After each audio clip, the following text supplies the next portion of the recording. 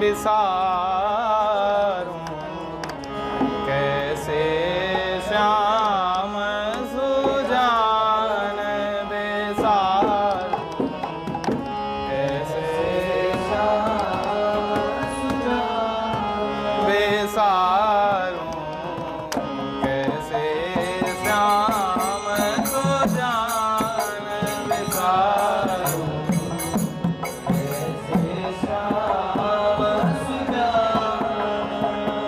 एकमात्र स्मृति है आत्मा,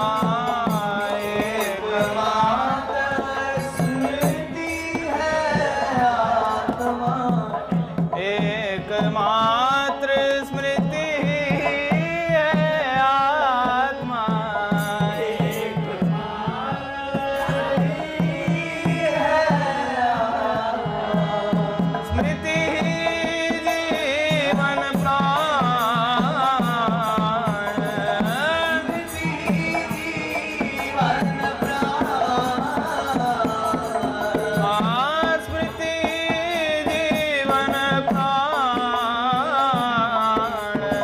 स्मृति जीवन प्राण, कैसे श्याम सुजान बिसारूं, कैसे श्याम सुजान बिसारूं, कैसे श्याम सुजान, एक मधुर अनन्य स्मृति प्रिय, एक मधुर अनन्य स्मृति प्रिय, की नित्य अखंड बनी मन, की नित्य अखंड बनी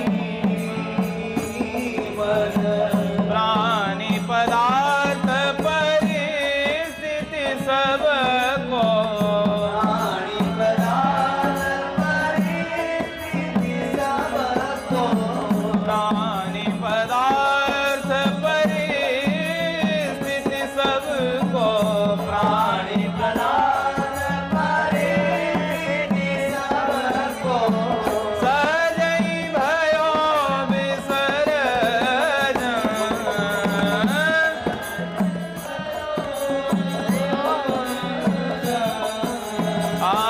सजई भयो विसर्जन,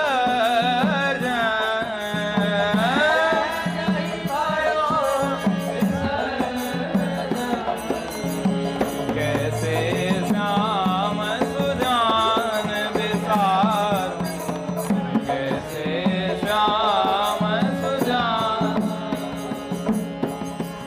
नित नव सुंदरता नव माधुरी, नव सुंदरता नव माधुरी, नित नव सुंदरता नव माधुरी, नित नव सुंदरता नव माधुरी, नित नव रूप विकार, नित नव रूप विकार,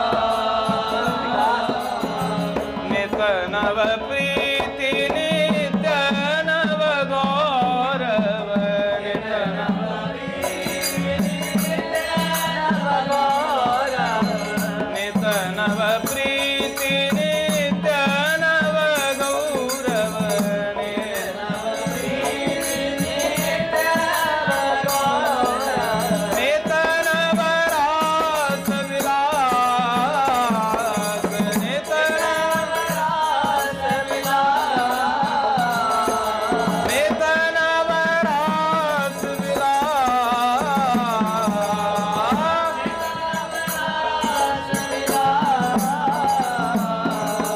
कैसे श्याम सुजान बिसारूं, कैसे श्याम सुजान,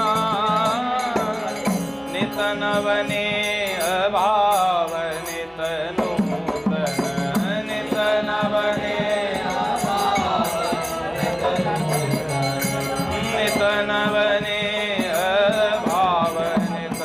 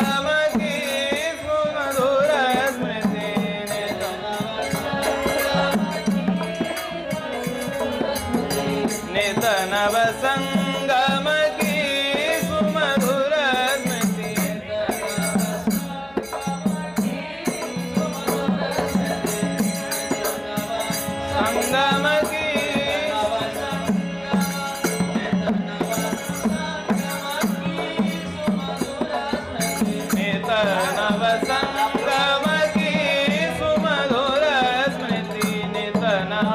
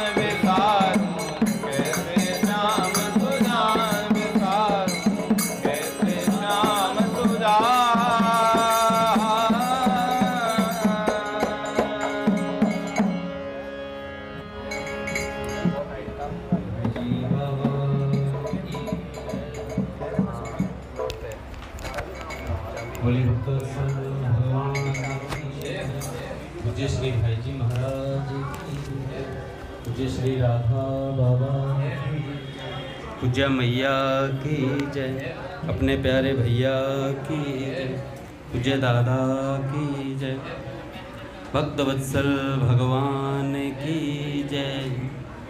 हरि बोल। बड़े सौभाग्य का क्षण है कि आज भी हमें सत्संग और कीर्तन का परम लाभ प्राप्त हो रहा है।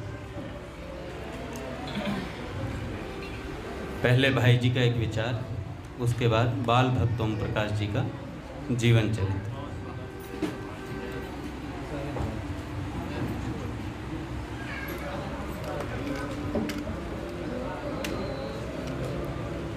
भाई जी कहते हैं, भगवान के नाम से सब संभव है।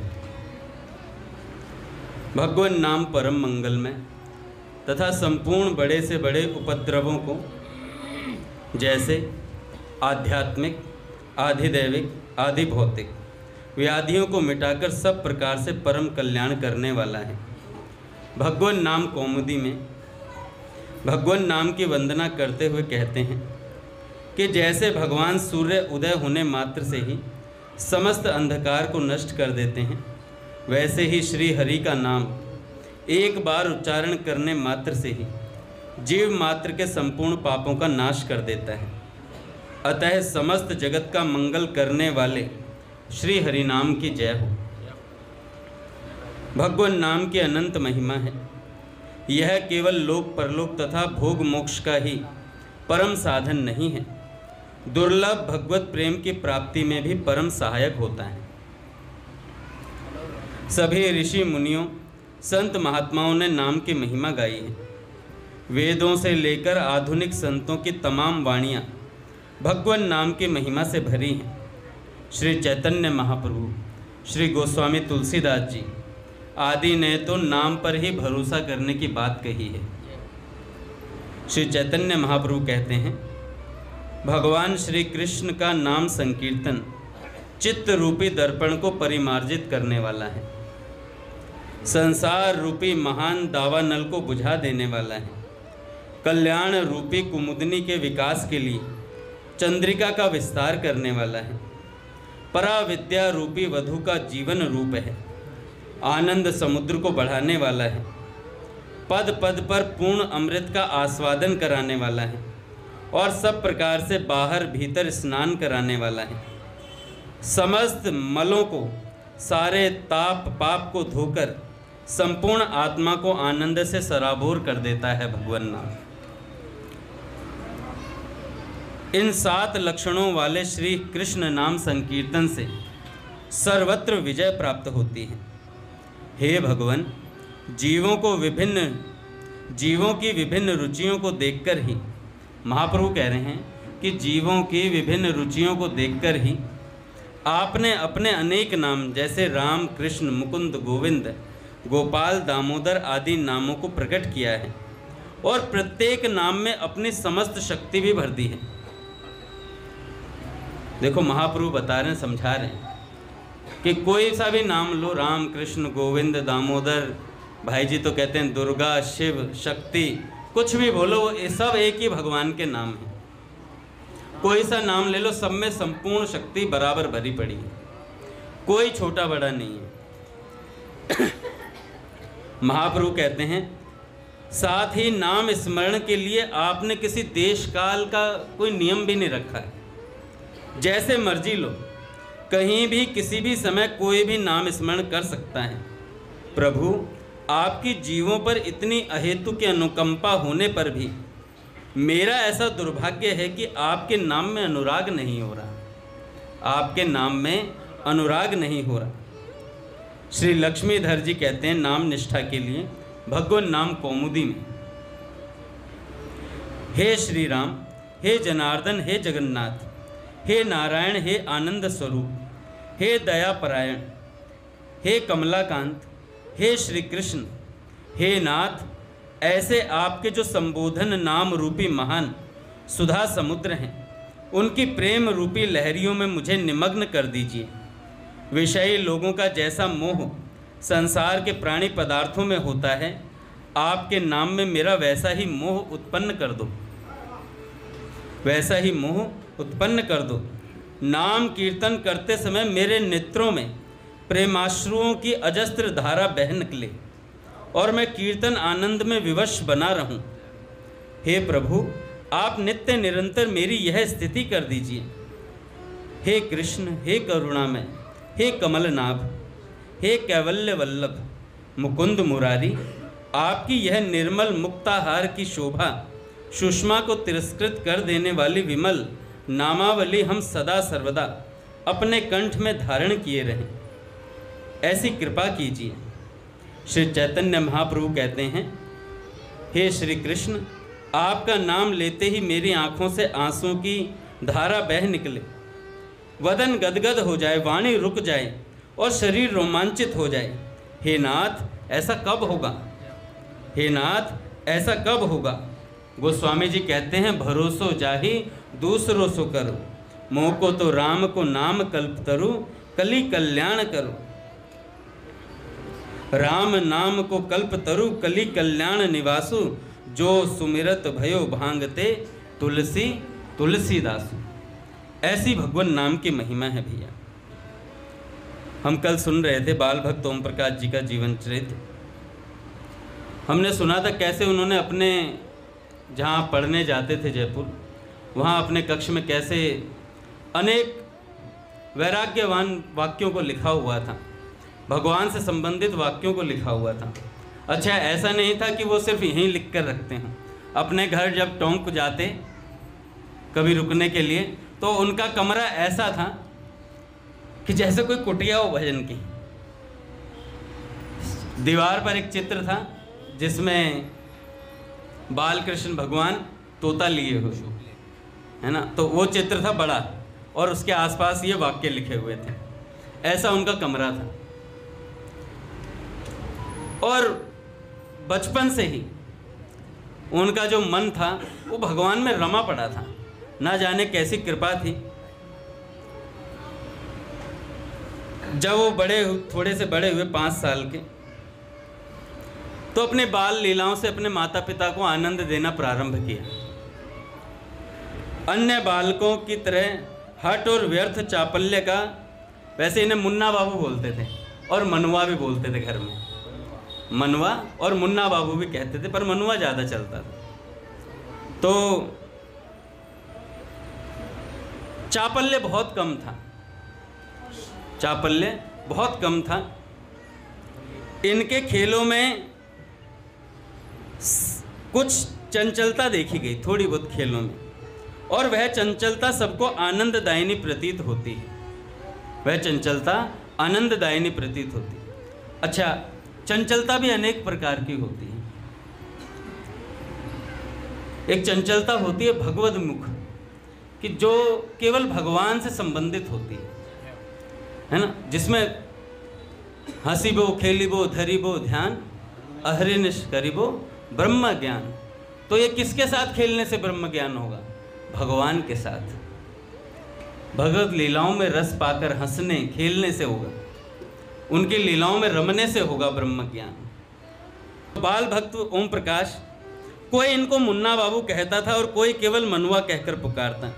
धीरे धीरे जब बालक की आयु 5 वर्ष की हुई, एक दिन इन्होंने कहीं सुना कि भगवान 4 हाथ के होते हैं। भगवान 4 हाथ के होते हैं। मनुआ विचार करने लगे, 4 हाथ का भगवान अच्छा नहीं लगेगा यार, 4 हाथ का भगवान अच्छा नहीं लगेगा, क्योंकि 2 हाथों से सुंदरता ज़्यादा मालूम होती है। तो बाल भक्त ओम प्रकाश जी ने सोचा कि 4 हाथ वाला कैसा लगता होगा भगवान। ऐसी बाल चापल्य भरी कल्पनाएं करते करते एक दिन मनुआ रात्रि में सो गए, रात में सो गए। स्वप्न में देखा श्री कृष्ण, श्री सुदामा, श्री मनसुखा आदि सखाओं के साथ ठाकुर जी खेल रहे हैं। स्वप्न में देखा, अपने को भी वहां उनके साथ खेलते देखा, और श्री कृष्ण के साथ खेलते खेलते 4 हाथ वाले भगवान की हंसी उड़ाने लगा। 4 हाथ वाले भगवान की हंसी उड़ाने लगा, भगवान के सखाओं में खेलते खेलते। 5 वर्ष की आयु।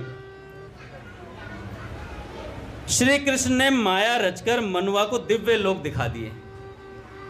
माया रचकर दिव्य लोक दिखा दिए, स्वर्ग, वैकुंठ, और फिर क्षीर सागर में विष्णु भगवान के सामने पहुंचा दिया।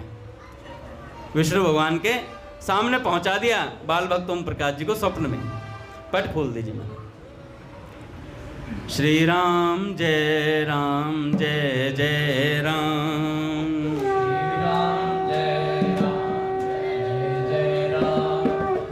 श्री राम जय राम जय जय राम,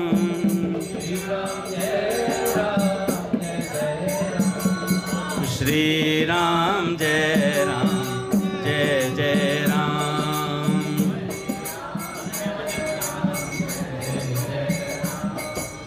जय जय श्यामा जय जय श्याम,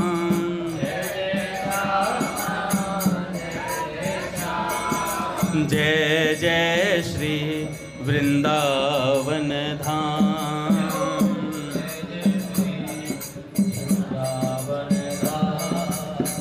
जय जय श्री वृंदावन धाम।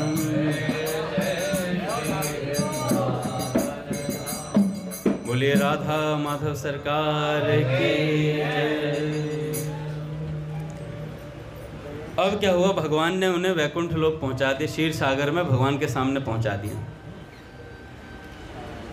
अब मनुआ 4 हाथ वाला ठाकुर देख के डर गया। 4 हाथ वाला ठाकुर देख के डर गया एकदम से, और जैसे ही डरे तो भगवान ने सारी माया अंतर ध्यान कर दी, सब कुछ गायब हो गया।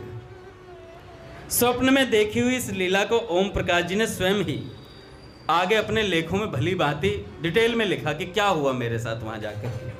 उस लेख को भी हम पढ़ेंगे, पहले इनके बाल लीलाओं को संपन्न करते हैं, फिर सारे लेख पढ़ेंगे। उस दिन से मनुआ के भाव विलक्षण हो गए, और बालक खेलते हुए निरंतर श्री कृष्ण की लीलाओं का स्मरण करता रहता था। खेलते हुए श्री कृष्ण की लीलाओं का स्मरण करता रहता था, लेकिन अन्य लोगों को इस बात का कुछ भी पता नहीं चलने पाता था कि वो क्या सोच रहा है। बाल्यकाल में ही उनकी बुद्धि बड़ी तीक्ष्ण थी और निर्भीक और तेजस्वी प्रतीत होते थे। होनहार बिरवान के होत चीकने पात वाली कहावत इनमें घटने लगी थी। बीच बीच में यह अपनी प्रखर प्रतिभा का पूर्ण परिचय भी देते रहते थे। जब यह पढ़ने के लिए छोटी सी पट्टी लेते तो उस पर राम नाम ही विशेष लिखा करते थे। चंचल कुछ अवश्य थे, पर वह चंचलता मधुरता से परिपूर्ण थी। बालपन से ही यह बड़े मिष्टभाषी रहे और विनोदी भी रहे। इनके नेत्रों में अपूर्व तेजोमय गंभीरता रहती थी। इनकी बातों में और मुस्कान में अनुपम मोहनी थी। ओम जी की स्मरण शक्ति बड़ी विलक्षण थी। वे 3 वर्ष की आयु से ही जो कुछ श्रवण करते थे वह कंठ हो जाता था। छोटे छोटे दोहे और चौपाइयाँ बाल्यावस्था में खूब इन्हें याद थी। बाल्यावस्था से ही खूब याद थी।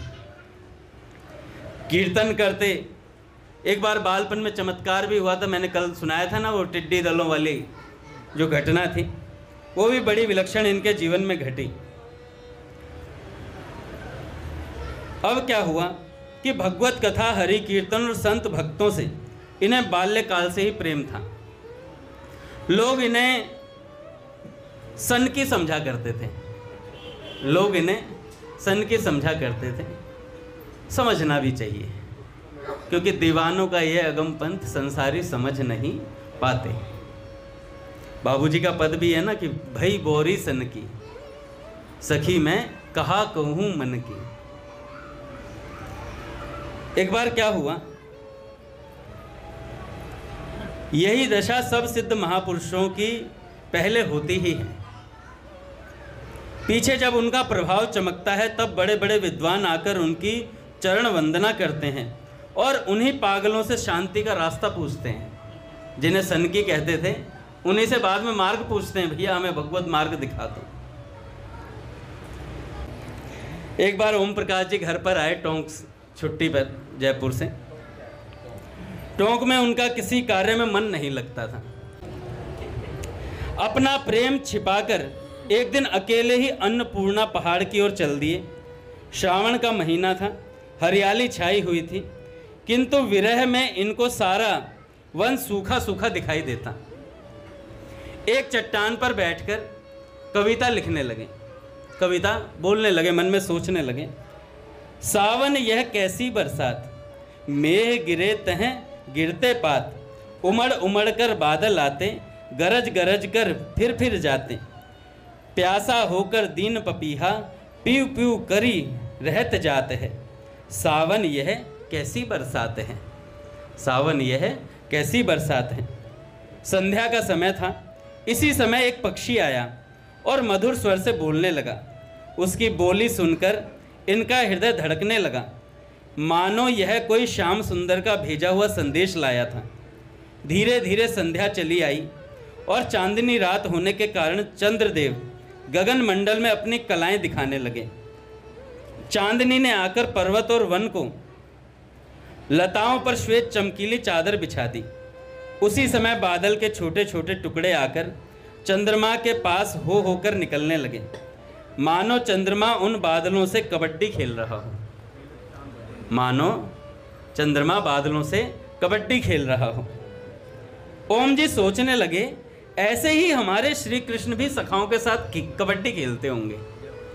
देखो, हर चीज को सोचते वक्त श्री कृष्ण का अनुसंधान होता था। उनके मित्र कहा करते थे ओम जी के, या तुम हमेशा भगवान की बात सोचते रहते हो, हर चीज को भगवान से ही रिलेट कर देते हो। इतना प्रभाव था उनके साथ जो पढ़ने वाले थे उनके ऊपर कि भैया सत्संग निरंतर चलता था साधकों के साथ। सब बदल गए थे, सबका मन परिवर्तित हो गया था, ऐसा प्रभाव था ओम जी का। इतने में ओम जी की आंखें बंद हो गई और ध्यान में उन्होंने देखा श्री कृष्ण वृंदावन में सखाओं के साथ कबड्डी खेल रहे हैं।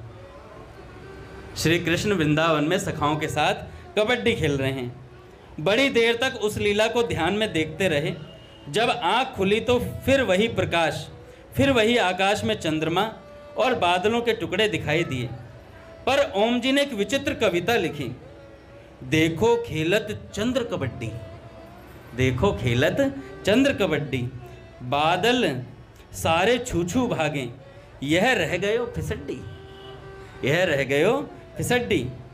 ओम प्रकाश जी की कविता ये रचकर गा ही रहे थे कि सहसा दाहिनी ओर से एक प्रकाश पुंज आता हुआ दिखाई दिया। उस प्रकाश को वे आश्चर्य से देखने लगे। चांदनी के प्रकाश में यह प्रकाश कुछ विलक्षण ढंग का प्रतीत हो रहा था। प्रकाश के पास आने पर ओम जी कुछ भयभीत से हो गए। प्रकाश जब पास में आया तो भयभीत से हो गए ओम जी, किंतु पास आते ही वह प्रकाश नीला हो गया और देखते देखते मुरली मनोहर श्री कृष्ण चंद्र प्रकट हो गए। उस प्रकाश में यह पहला साक्षात्कार था ओम प्रकाश जी का। ज़्यादा आयु नहीं है, 5 वर्ष की आयु से थोड़े ऊपर होंगे, इतने ऊपर नहीं गए थे।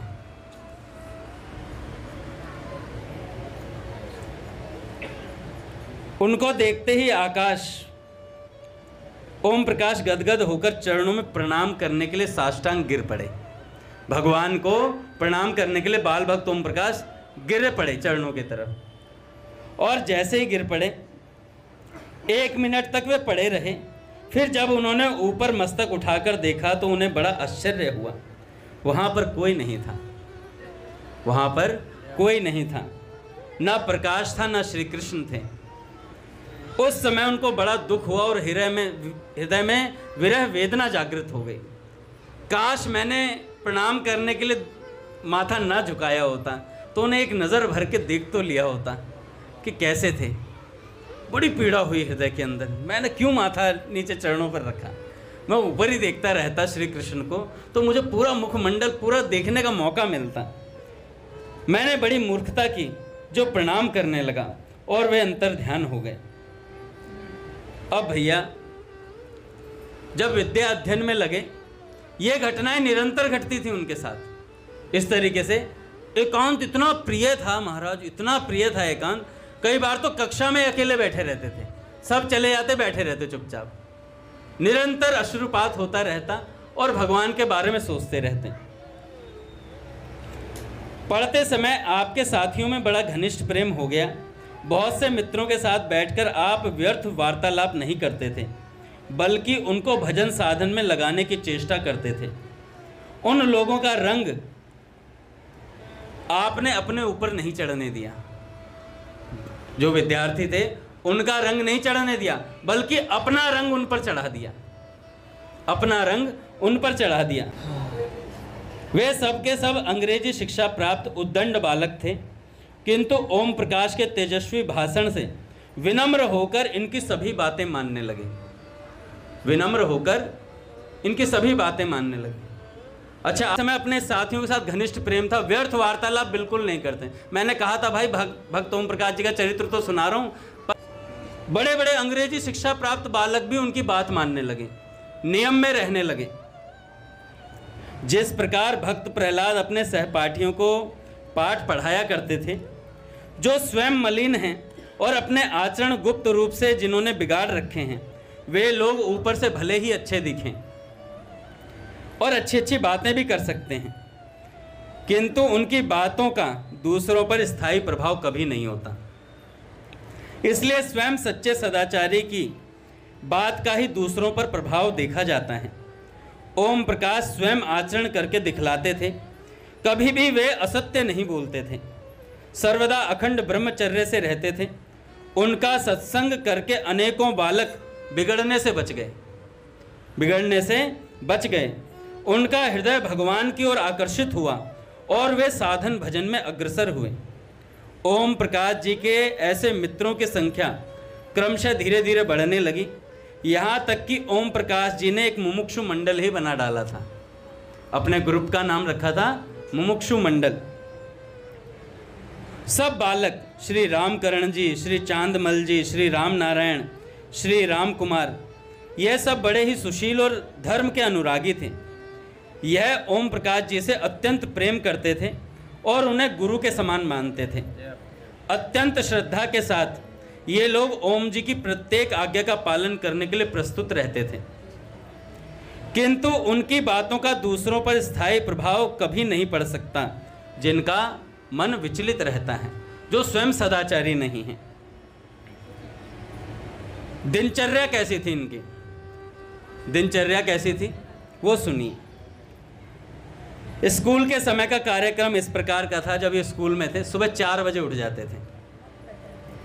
प्रातःकाल ब्रह्म मुहूर्त में उठना, शौच जाना, दंत धावन के बाद मालिश और स्नान करना, फिर शांत होकर ध्यान और साधन भजन में लग जाते थे।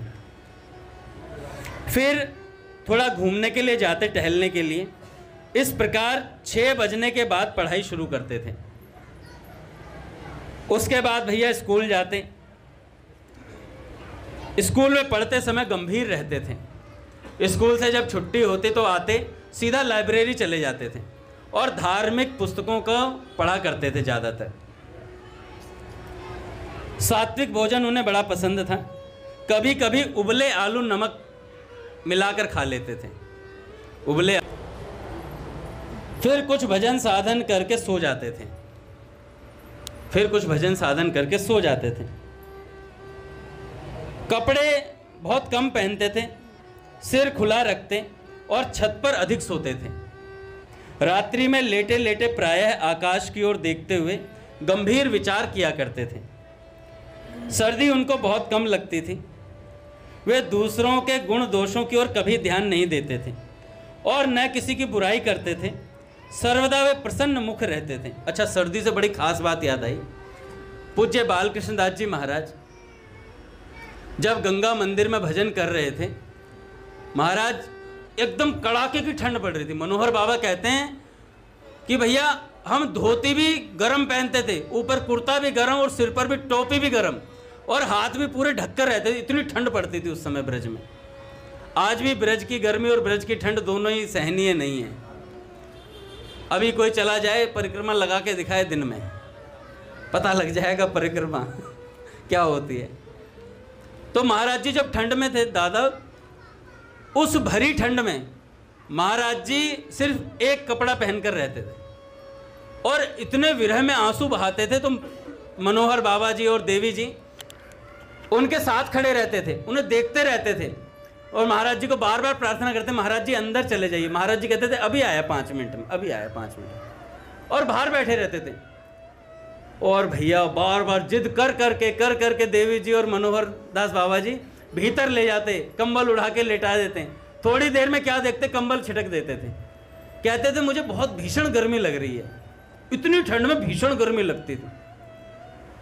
मनोहर दास बाबा कह रहे थे कि हमने चैतन्य महाप्रभु के विषय में पढ़ा है कि आंसुओं की धार बहती थी, नेत्रों से पिचकारी निकलती थी आंसुओं की। कह रहे मनोहर दास बाबा कहते हैं मैं अतिशयोक्ति समझता था। हो सकता है लिखने वाले ने ये थोड़ी कल्पना के भाव में लिख दिया हो, बहुत ज़्यादा आंसू आते थे, अतिशयोक्ति बना के लिख दिया कि ऐसे पनारे बहते थे आंसुओं के। लेकिन महाराज जी के सामने उन्होंने देखा, महाराज जी आंगन में बैठे हुए हैं और उनके सामने गड्ढा था एक, उनके आंसुओं से वो गड्ढा भर गया था, आंसुओं से गड्ढा भर गया। इतना भगवत विरह, ऐसा प्रेम का आलाप होता था महाराज। एक दिन तो बैठे बैठे ही कुछ गुनगुना रहे थे, आंगन में बैठे थे गंगा मंदिर के, कि कितेक दिन है जू गए बिन देखे, कितेक दिन है जू गए बिन देखे। ऐसे पद गा रहे थे मनोहर दास बाबा और देवी जी पीछे खड़े होकर सुन रहे हैं चुपचाप। अब ऐसा हुआ तो ठंड में बैठे थे, तो देवी जी ने कहा कि महाराज जी को अंदर ले चलते हैं, महाराज जी शीत बहुत हो रही है। महाराज जी कहते हैं 1 मिनट में आया, 2 मिनट में आया, 5 मिनट में आया, ऐसे ही बैठे रहते थे बाहर। एक दिन देखा, बड़ा सर्दी जाने का बसंत का जो मौसम आता है उसमें बैठे हुए थे। महाराज जी को ढूंढने लगे, महाराज जी कहाँ गए। पता चला महाराज जी शायद ऊपर गए होंगे, तो सीढ़ियों में जाकर देखने लगे मनोहर दास बाबा। सीढ़ियों में देखा तो जैसे ही सीढ़ियां चढ़ने लगे तो देखा सीढ़ियों पे से आंसू की धार बहती हुई आ रही है। सीढ़ियों पे से आंसू की धार। कितनी सीढ़ियां थी? 7 सीढ़ियां थी। अब सोचो कितना रुदन हो रहा होगा कि कंटिन्यू धार बह रही है आंसू की। कैसा रुदन होगा भगवत विरह में। कल हमारे ऋषभ ने बड़ा सुंदर सुनाया था गुरु वंदना, पूरा चरित्र महाराज जी का।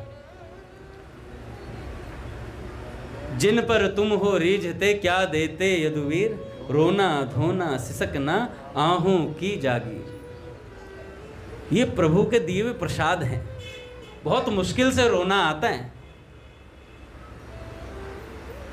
एक सज्जन थे जिन्हें रोना नहीं आता था कथा में, और लाल मिर्च ले आए एक दिन। मैं अपने मंदिर में ऐसे साधकों को जानता हूं जो लाल मिर्च लगाकर रोते हैं। वो बहुत कम दिखते हैं, बहुत कम दिखते हैं। प्रयोग ना करें, आँख खराब भी हो सकती है, दिव्य दृष्टि लेनी पड़ेगी फिर। बाबा रामदेव जी वाली वो मिर्च से भी गहरा प्रताड़ित करती है। एक बार रघुनाथ जी की आंख में डाल दी थी कृष्णापुर के घर पे।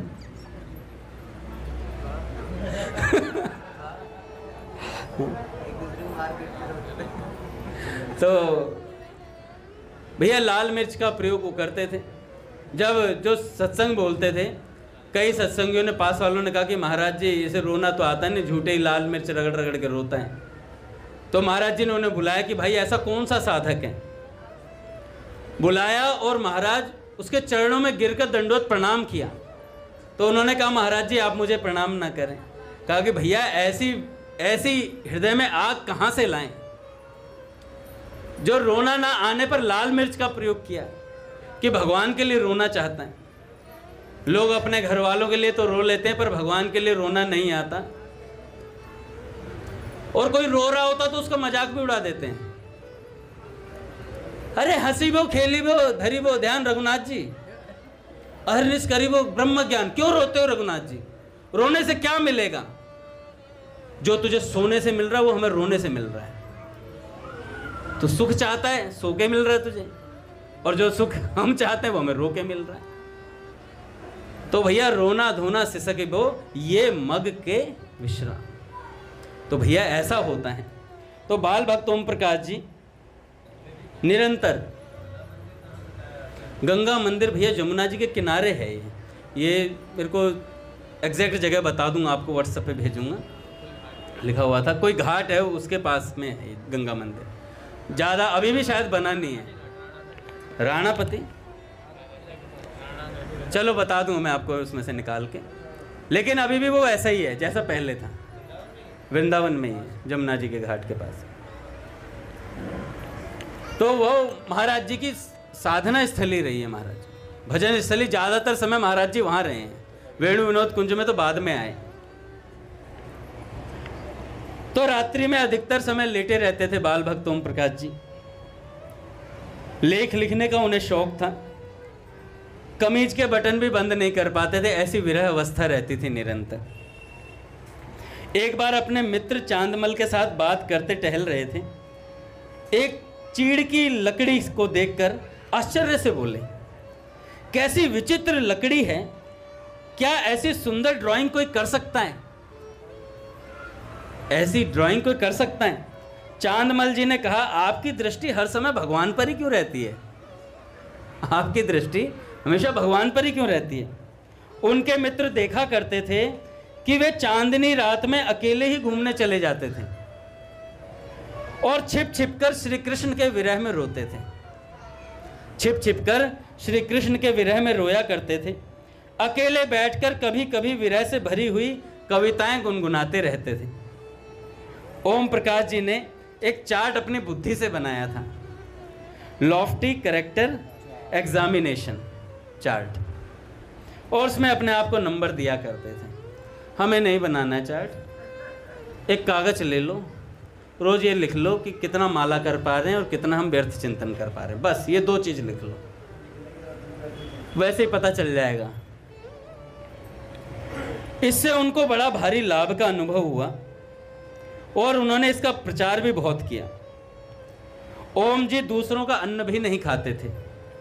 वे कहते, इससे अपने भजन का हिस्सा दूसरों को देना पड़ेगा, इसलिए मेरी सफलता में देरी लगेगी, मेरी सफलता में देरी लगेगी।